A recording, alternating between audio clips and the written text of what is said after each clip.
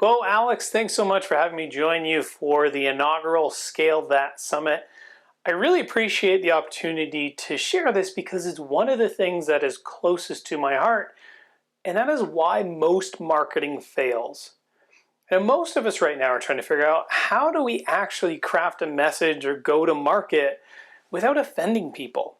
We're trying to be empathetic to the situation and remember what's going on, but we still need our business to move forward. And the purpose of today's presentation, I'm going to walk you through a framework that works in any given market environment because it's based on timeless fundamentals and principles of marketing that we often neglect or skip. But the really interesting part is going to actually overlay how elements of the brain work at different stages of the buying cycle and why that's important for you to consider as you develop an entire marketing strategy. Now, the simple thing I will tell you, and this is the number one reason why most marketing fails, is it's because we treat it as tactics. We run campaigns as individual assets and we don't think of them strategically across the entire customer journey. So if you think about marketing in its simplest form, the main goal is simply to get the attention of a defined audience with the intent, in most cases, to simply have a conversation.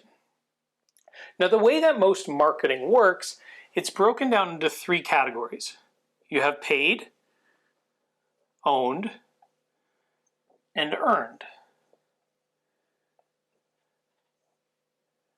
Now, in this case here, paid would make up most of your traditional things like print media. It might be direct mail, could be newspapers, traditional TV advertising. So we'll just put traditional here. And then we have this new thing that everyone's trying to figure out, which is digital. On the earned side, we have traditional PR, so if you get media mentions or anything like that. And then the new elements that pertain to digital is any type of social. Now, most people will rely heavily on one or the other with the intent to get them over to their owned assets. Now, this category here has become one of the most valuable assets. And if you go back in early stages of retail, like let's go back in the 1920s and 30s, this is where people tried to own the best corner. This is where the whole thing, location, location, location, came from, because they wanted people, as they were passing by, because this particular corner had the most attention. And when you think about it from the paid side, the same thing pertains to billboards. They wanted their sign on the busiest highways so that they could get the attention of the audience. Now, the reason that this has become more and more important, and with the evolution of digital, is understanding the importance of what your owned assets are and why they are so important. Those of you who may have had a Facebook page, and back before they killed organic reach, the business pages used to show up almost the same as personal pages. But after Cambridge Analytica happened, a lot of businesses were forced into what's considered a pay-to-play state.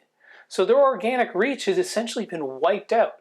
And the only way to show up was either the people who had engaged and regularly engaged in your page, or you had to pay to play.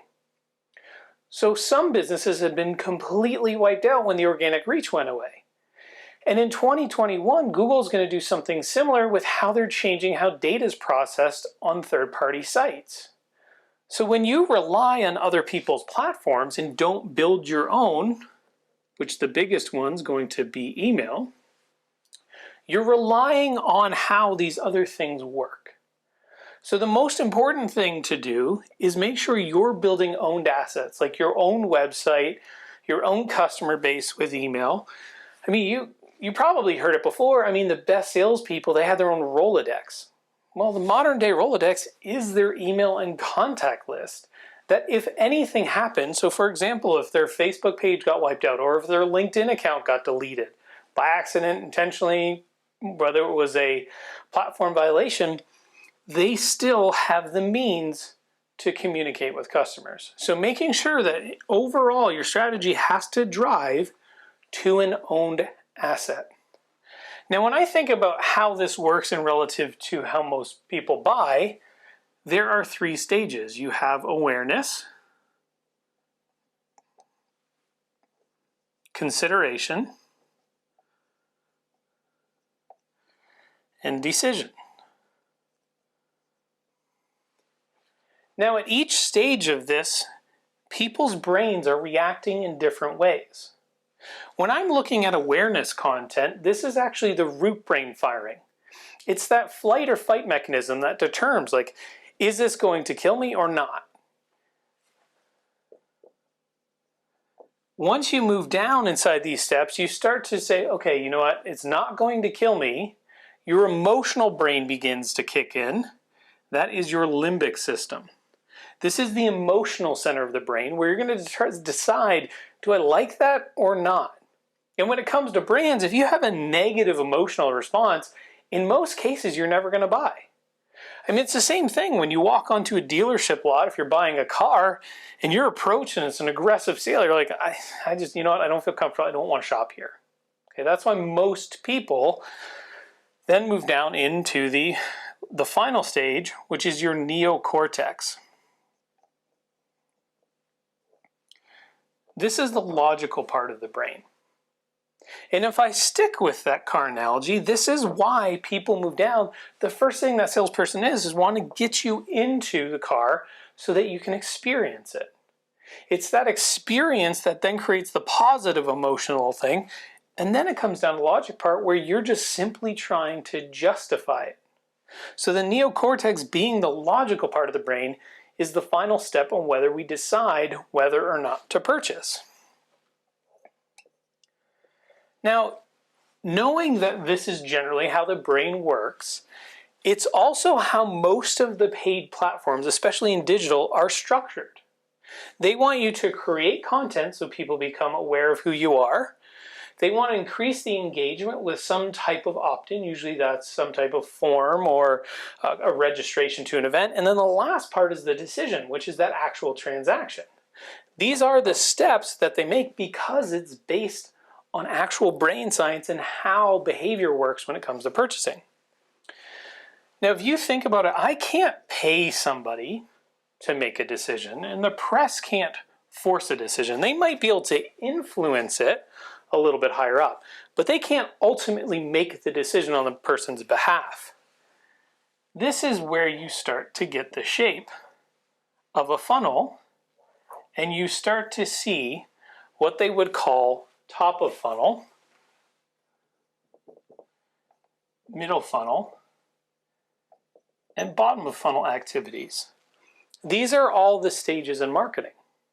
Except the problem is, and this is why most marketing fails, is we are trying to put purchase type behavior up here. This is the same thing as if a door-to-door salesman literally walked straight into your living room, sat down on the couch and said, hey, write me a check. That's what most marketing is becoming. We're not leveraging how the platforms work in order to build a funnel that is natural based on how people behave.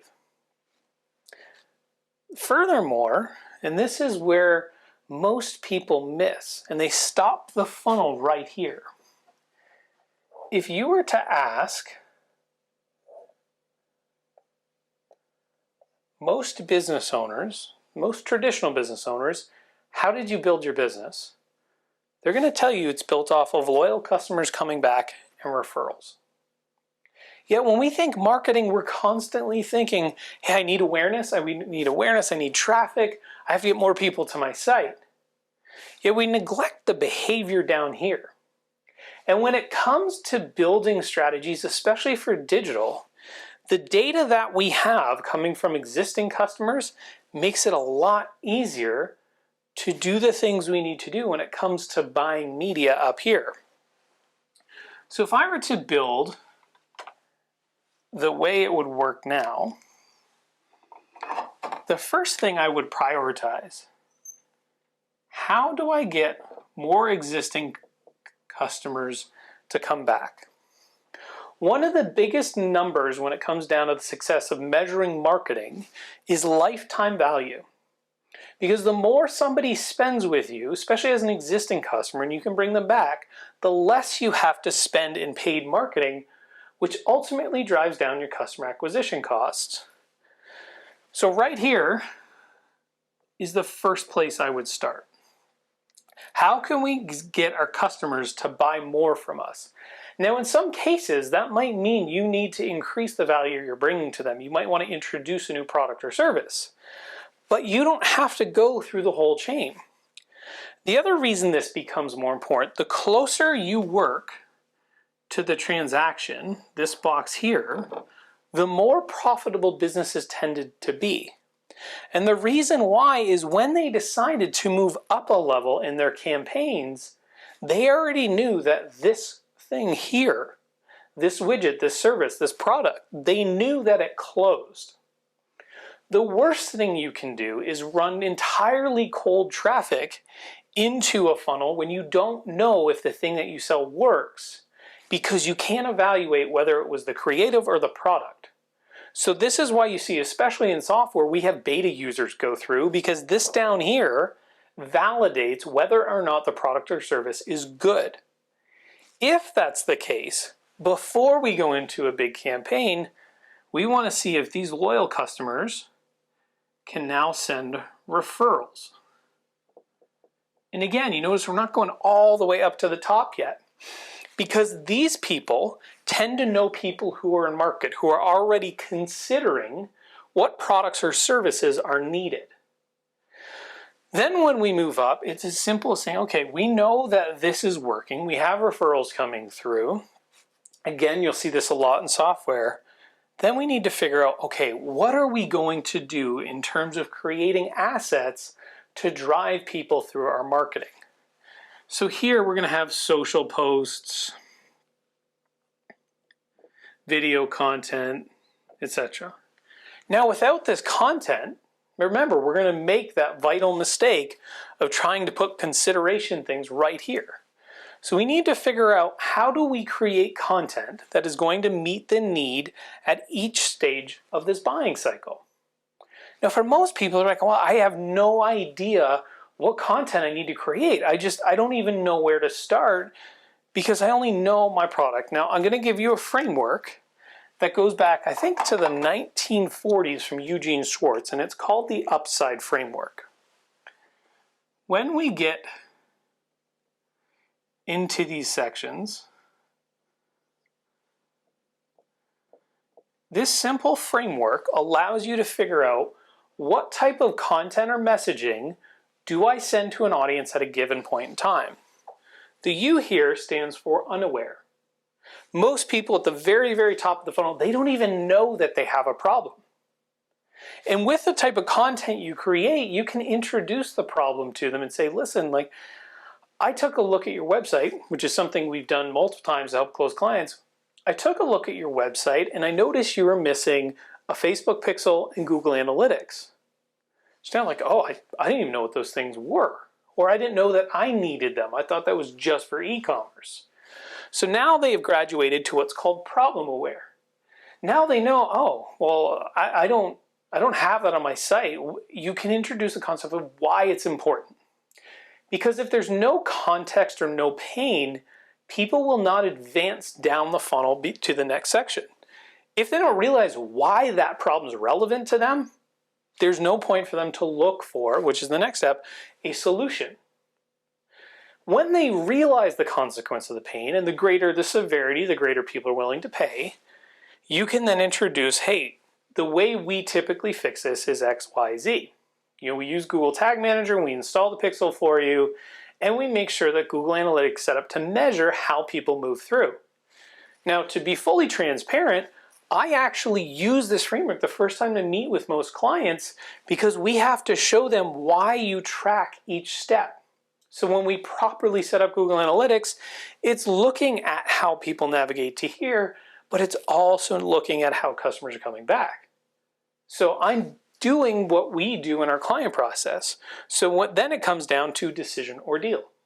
Do they want to work with you or not? So using the Upside Framework, so unaware, problem aware, solution aware, your solution aware, and then decision or deal, you are now in a position where you can sequence content as well as meet people where they're at. Now, let's say there are customers, there's a cohort that are generally looking for content marketing agencies. They're going to go on Google. So this framework not only helps with the content you create, but the platforms in which you distribute specific content. So people, for example, at that solution aware state are going to be to Google looking to solve the problem. So if it's more of a, let's say, a DIY solution, they'll probably go to YouTube and look how to do what, how to insert my Facebook pixel, how to set up Google Analytics. That is a great opportunity for you to have YouTube content. Or making sure that you've spent the time on SEO, make sure that you're indexed, or you're running keyword campaigns for the things that your customers are searching. Now you can run them on both. This to me would be more of a semi-owned content versus keywords paid ads. But ultimately, again, you're going to drive people to that or some type of form. But you can see how important it is to have the relevancy and context at the right stages because it relates to where they are and how they're buying at which stage. Now, the technical setup of how you do these things becomes very important because if you have not set up your site or your e-commerce site correctly, or even businesses who do mostly offline conversions, you can still track what happens after somebody buys, even if it's not a traditional e-commerce purchase. You can have something called offline conversions. And you can put that information back up into the ad platforms so that they can attribute, hey, the person watched this video, they then called from your Google My Business page, and then you saw you uploaded, they actually transacted, and here's the value. The most important thing that people need to understand when they look at this entire framework to measure if it works really comes down to just a handful of numbers.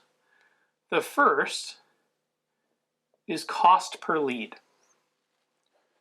How much does it cost me to get somebody into this funnel? So how much did I pay for that initial attention to get them into this funnel? The second is customer acquisition cost. How many people converted from a lead into this and actually became a customer?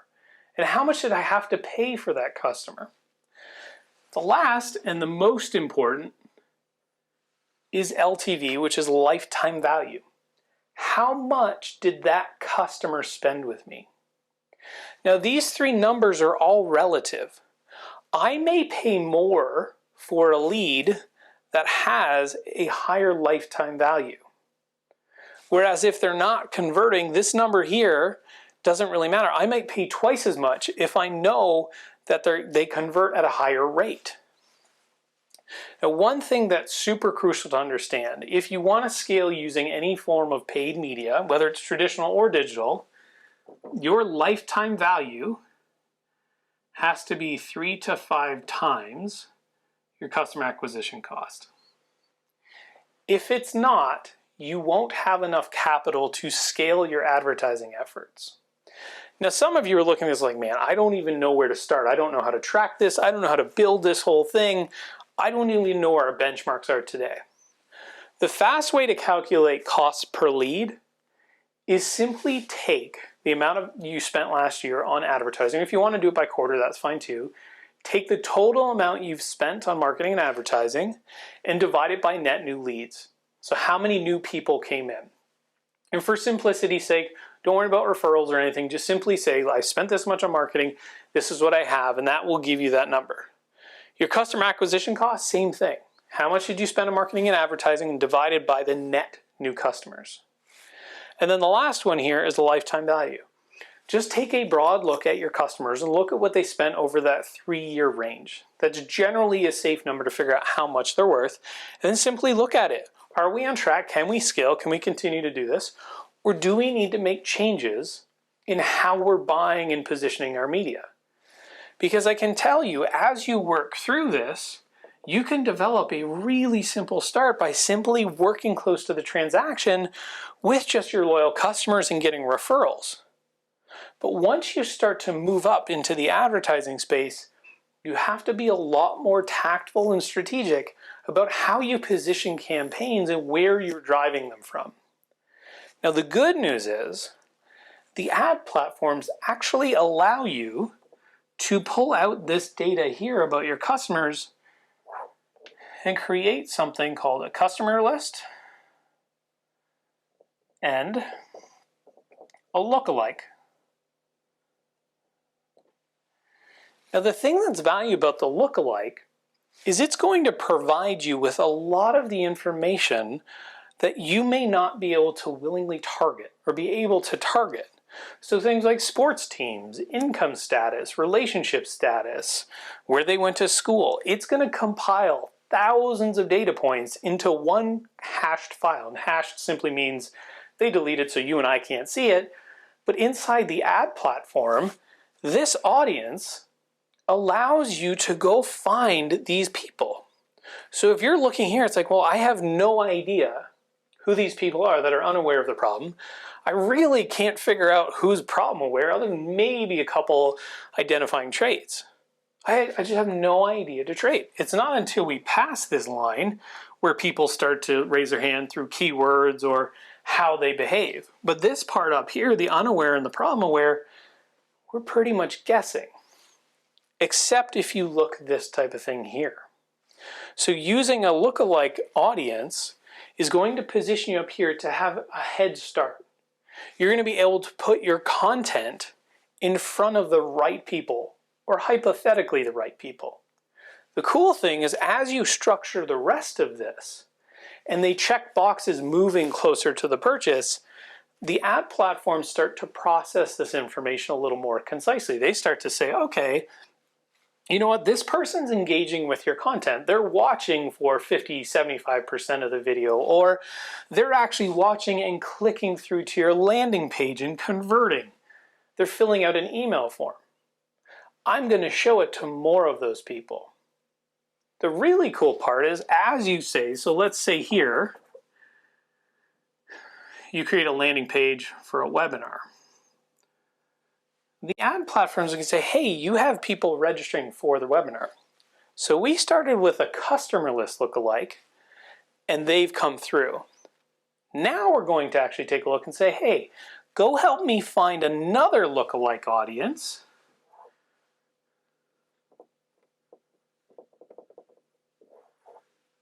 who want to see this webinar and convert.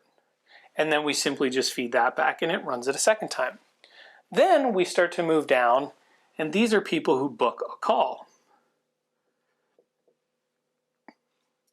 Then we get to lookalike number 3. And then we feed that in to the top of the system. But as you can tell, the further we go and the closer we get to the transaction, the more valuable that audience is. But what comes along with that is a higher cost per lead. And if you think about why, I'm simply asking somebody to watch maybe a 2, 3, 4, 5 minute video up here. Down here, I want their time. I want these people to come through and I want them to book a call, give up a part of their day. And to simplify how you move through this, we use an acronym called TACT. Traffic, action, commitment, and transact. Now when we think about this in its simplest form, we're using paid and organic and earned to drive traffic to an asset. This applies in traditional or digital. We might be using a billboard sign or a radio ad to drive people to an offer. Then we want them to take action when they get there. We want them to listen, watch, read, subscribe.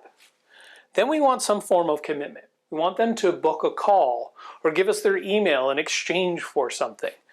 That level of commitment matches both with the limbic and neocortex. I like you enough that I'm willing to take the next step. The last piece is the transaction. Am I willing to buy? Now these four elements, traffic, action, commitment, and transaction, are also consistent with how we get these people to buy. So when you think about loyalty campaigns, am I providing value? I have to either send an email, a call, or maybe I actually have them come and see me for an annual review or quarterly review, but they still have to go through these four steps in that sequence to repeat the purchase. So you can use this at a macro and micro level to validate, do I have the sequence in order for my campaigns that match how the brain works?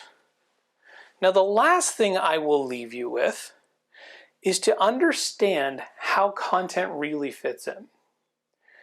When you take the time to listen to your customers and understand exactly what their pain points are, you're able to align the content in the right sequence to show, one, your expertise, and two, how your services are different and more in line with what they need. Now, for those of you who've seen this before and understand it, please feel free to add comments below. But for those of you who have questions, I will be sticking around after this to go through this. I will make sure that I have this up on the whiteboard during the presentation. And if you want, I'm more than happy to either go through a campaign or help build one just so you can see how these pieces come in line. But as we said at the beginning, for people who are launching individual campaigns, so for example, I want to get a lot of views to my video, but haven't put the time in to think about where do I want these people to end up, you can see how it breaks and why most marketing fails, because it wasn't part of a bigger strategy.